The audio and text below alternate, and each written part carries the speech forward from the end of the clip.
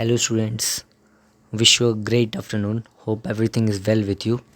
Today we'll discuss the remaining part of the idiom based on the word bad, and we have already discussed till here, and today we have discussed this, and today we'll start from here. So without making any delay, let's start. Our next idiom is give something up as a bad job. Before I tell you this, let me tell you the meaning of give up.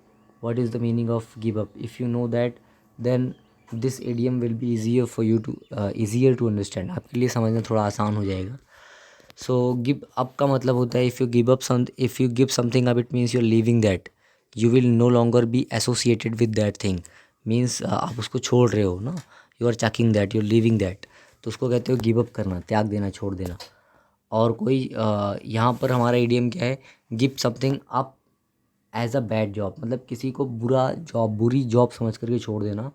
तो उसका मतलब होता है कि stop trying to do something, कोई काम करना प्रयास करते रहना बंद कर देना. Because it seems very unlikely, क्योंकि ऐसा बड़ा अनलाइकली लगता है, बड़ा असंभाव्य लगता है. अनलाइकली को हिंदी में असंभाव्य भी कह सकते हो, मतलब जिसकी चांसेस नहीं हो, जिसके होने की चांसेस ही ना हो, तो उसको आप कहते हो अनलाइकली. तो it seems very unlikely to succeed, मतलब जिसमें सफल होने के चांसेस हो ही ना, उसको आप जब करना बंद कर देते हो ये समझ कर कि उसके सफल होने के चांसेस नहीं हैं, तो वहाँ पर आप ये इडियम यूज़ कर सकते हो कि you give something up as a bad job.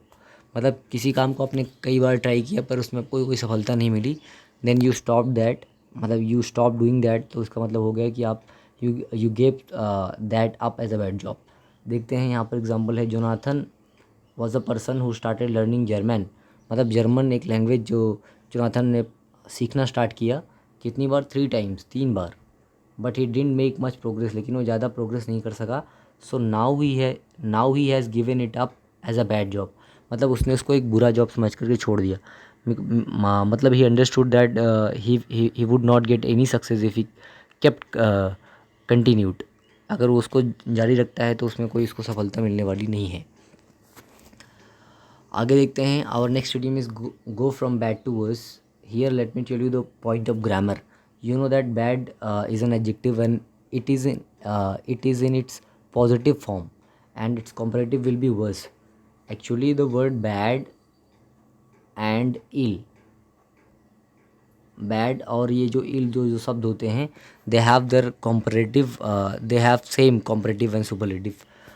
bad और ill दोनों का comparative और superlative सेम होता है. वो comparative होता है वर्स और सुपरलेटिव होता है worst. Let me right it, WORST, worst. Clear. तो जब कोई चीज़ बैड मतलब बुरी, और बुरी को हम कहेंगे वर्स, उससे भी ज़्यादा बुरी को वर्स्ट, मतलब सबसे ज़्यादा बुरी वर्स्ट. क्लियर.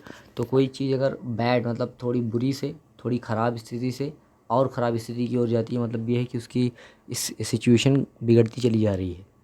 क्लियर. तो यहाँ पर मीनिंग लिखी हुई है, डिटेरियोरेट स्टिल फर्दर. डिटेरियोरेट का मतलब होता है ख़राब होना. To get worse time after time, मतलब ख़राब होते चले जाना, तो उसको कहते हैं डिटेरियोरेट होना. तो इसका मतलब ये होता है डिटेरियोरेट स्टिल फर्दर, आगे भी ख़राब होते चले जाना, बिगड़ते चले जाना. जैसे एग्जांपल में है, business is going from bad to worse, मतलब जो धंधा है वो और ख़राब होते चला जा रहा है. We may have to close down, हमको बंद करना पड़ सकता है. तो उस सेंस में आप कह सकते हो go from bad to worse. Clear. Let's move on to the next idiom, and our next idiom is in a bad way. And notice it's an informal idiom, so you can't use this with your teachers, elders and parents as well. So only you can use this only with your friends. So in a bad way means in a poor condition or state of mental or physical health, मतलब शारीरिक और मानसिक जो स्वास्थ्य है उसके ख़राब poor condition में होना. तो वहाँ पर आप उसी इस्तेमाल ये बताने के लिए आप इन अ बैड वे कह सकते हो. मतलब शारीरिक और मानसिक जो स्वास्थ्य होता है अगर वो ख़राब स्थिति में है, तो बिगड़ती हुई स्थिति में है, तो आप कह सकते हो it's in a bad way. जैसे example, how is your father after his heart attack. आपके पिताजी हार्ट अटैक के बाद कैसे हैं? तो उसने कहा इन अ बैड वे, मतलब उनकी जो हेल्थ है वो एक पुअर कंडीशन में है, एक दयनीय अवस्था में है. एक्चुअली असल में उनकी मतलब स्थिति नाजुक है, मतलब उनकी स्थिति ख़राब है. मेकिंग वेरी लिटिल प्रोग्रेस, बड़ी कम सुधार हो रही है उनमें. प्रोग्रेस बहुत कम हो रही है। Let's move on to the next one. Our next idiom is it's और दैट्स टू बैड। आप यहाँ पर इट्स या दैट्स दोनों में से कोई लगा सकते हो। इट्स और दैट्स टू बैड का मतलब होता है इट्स अ पिटी और अनफॉर्चुनेट, जिन हिंदी में जिसको आप कहते हो बड़ा दुर्भाग्यपूर्ण है या बड़ा खेदजनक है ना, हमें बड़ा दुख है या बड़ा दुर्भाग्यपूर्ण है, इस सेंस में आप कह सकते हो इट्स टू बैड या दैट्स टू बैड। जैसे it's too bad that you can't come to Peter's 21st birthday party. बड़ा दुर्भाग्यपूर्ण है, हमें बड़ा खेद है कि आप पीटर के 21वें जन्मदिन पर नहीं आ सकते। विल मिस यू, हम लोग आपको मिस करेंगे। And let me tell you एक चीज़ और आपको बता दूं कि ये जो शब्द होता है ना, BIRTHDAY, बर्थडे, इसको हम क्या पढ़ते हैं, इसको हम बत्ते पढ़ते हैं। यहाँ पर मैं लिख दूँ इसकी प्रोनाउंसिएशन, बर्थडे, इसको हम बर्थडे पढ़ते हैं, नॉट बर्थडे और नॉट बर्थडे, नॉट बर्थडे, कुछ नहीं, इसको बर्थडे पढ़ते हैं, birthday, that is the correct pronunciation. So let's move on to the next one. Our next idiom is make the best of a bad job. Make the best of a bad job मतलब इसका मतलब होता है कि do the best, सबसे अच्छा करना, one can, जो एक आदमी कर सकता है ना, डिफ़िकल्ट और अनफॉर्चुनेट पोजीशन, मतलब दुर्भाग्यपूर्ण स्थिति में या कठिन परिस्थिति में जो एक इंसान सबसे अच्छा कर सकता है उसको आप कहते हो make the best of a bad job. जैसे रिगार्ड अ प्रॉब्लम ऑप्टिमिस्टिकली, किसी समस्या को आशावादी तरीके से देखना, आशा के साथ देखना, उस सेंस में आप कह सकते हो make the best of a bad job. मतलब ख़राब स्थिति को भी अच्छी स्थिति बना करके यूज़ करना, उस सेंस में आप कह सकते हो make the best of a bad job. Let's take an example. Andrew didn't get a place at university, मतलब एंड्रयू एक पर्सन था जिसको यूनिवर्सिटी में कोई जगह नहीं मिली, so he can't study maths after all, तो अब वो मैथ तो बिल्कुल पढ़ नहीं सकता, तो उसने इस डिफ़िकल्ट सिचुएशन में क्या किया, he has decided to make the best of a bad job. वो इस डिफ़िकल्ट सिचुएशन को भी सबसे अच्छा बना देगा, कैसे, एंड गो इनटू बैंकिंग, मतलब वो इस स्थिति को वेस्ट नहीं करेगा, अपने टाइम को वेस्ट नहीं करेगा, और वो इस डिफ़िकल्ट टाइम को भी सबसे अच्छा बना देगा, कैसे, वो गो इनटू बैंकिंग में जा कर के।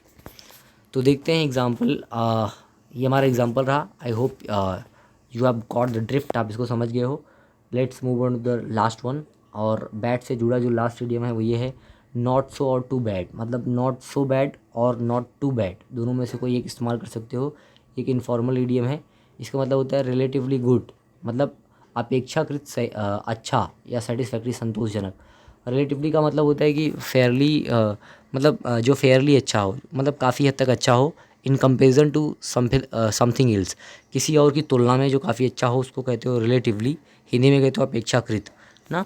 पिछला जो हुआ था उससे अच्छा था या संतोषजनक था, उसमें आप नॉट सो बैड या not too bad. Not so bad का मतलब ये होता है कि आप संतुष्ट तो हो किसी चीज़ से, वो अच्छा तो है आपके लिए, पर बहुत अच्छा नहीं है, तो उस सेंस से आप कहते हो नॉट सो बैड और नॉट टू बैड। देखते हैं एग्जाम्पल में, hello Shiv, how was the exam. Shiv, exam कैसे था। तो अभी बहुत अच्छा नहीं हुआ है पर संतोषजनक तो हुआ है और पिछले वाले से अच्छा हुआ है, तब आप कहोगे not so bad, not too bad, इतना भी बुरा नहीं था, मतलब संतोषजनक था, तो कहते हो ओ अरे नॉट टू बैड, बहुत बुरा नहीं था। थैंक्स, धन्यवाद, शुक्रिया। तो आज के लिए इतना ही। Thank you for watching.